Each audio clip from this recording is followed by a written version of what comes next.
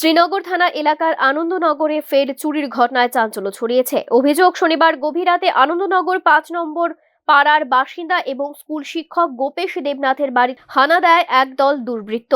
পরিবারের সদস্যরা ঘুমিয়ে থাকার সুযোগে ঘরে ঢুকে আলমারি ভেঙে প্রায় ১০ ভরি স্বর্ণালংকার, ২টি মোবাইল ফোন এবং নগদ ১০,০০০ টাকা নিয়ে চম্পট দেয় তারা।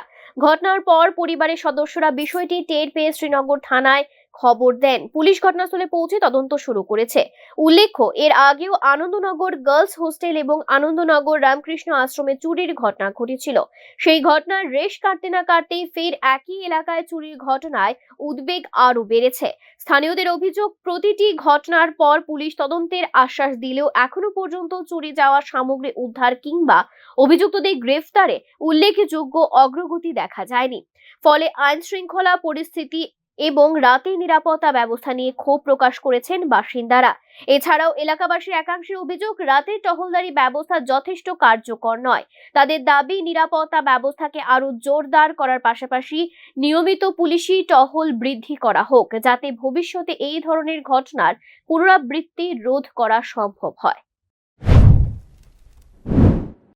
পুলিশের গাড়ি তো মাঝে মধ্যে খুব রেয়ার, একটা দুইটা মাঝে মধ্যে আসতে যেতে দেখি, কিন্তু ওই যে বললাম না, আমাদের বিদ্যালয়ের পাশে ২-৩ বার চুরি হলো, এই হোস্টেল আছে, কিন্তু পুলিশের সেই রকম ভূমিকা আছে বলে আমার মনে হয় না। কারণ এই হোস্টেল যে চুরি হয়েছে সেখানেও দেখেছে, তারা বলেছে সিসিটিভি ফুটেজও নিয়েছে, কিন্তু চুরের কোনো বার্তা নেই, চুর ধরা পড়েনি। তাহলে এতে আমার পুলিশের টহলদারিটার প্রতি একটু সন্দেহ থেকে যায়। না, তদন্ত যদি করতো, তার যদি আমরা ২-একটা প্রমাণ পেতাম, চোর ধরেছে, ইনস্ট্যান্স প্রমাণ সহ ধরেছে, আমাদেরকে উদ্ধার করে দিয়েছে জিনিস, তাহলে আমরা স্যাটিসফাইড হতাম। ওই এমন কোনো নজর দেখা যায় না। তবে এই অভিযোগগুলির বিষয়ে শ্রীনগর থানার পক্ষ থেকে এখনো পর্যন্ত কোনো আনুষ্ঠানিক প্রতিক্রিয়া পাওয়া যায়নি। এখন দেখার বিষয়, এই ব্যাপারে কতটুকু কি ব্যবস্থা গ্রহণ করা হয়। Bureau report, news now.